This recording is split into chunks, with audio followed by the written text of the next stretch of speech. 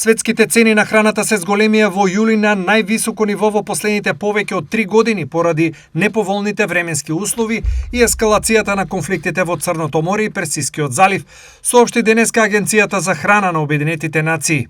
Индексот на цените на храната, што ги следи месечните промени во цените на прехранбените производи, што се тргуваат низ целиот свет, изнесуваше 131,1 во јули, што е зголемување од јунските 130,3 поени и највисокото ниво од јануари 2023 година. Во јуни е забележено месечно зголемување на цените на житарките од 3,4%, односно зголемување на цените на пченицата од 5,8%.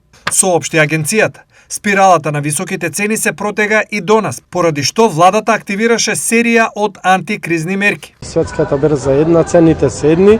Ние гледаме да тоа ниво го држиме пониско во однос на соседните држави и да не предизвикаме еден импут кој што би бил галопирачки во однос на зголемувањето на цените на другите производи, бар прехранбените производи. Што ако договореното не се почитува? Ние имаме можност, законски можности да тоа го направиме во иднина како предлог на Министерството за економија и труд или како влада на Република Македонија, исто како и досега што се грижевме со одредени мерки за животниот стандард на граѓаните.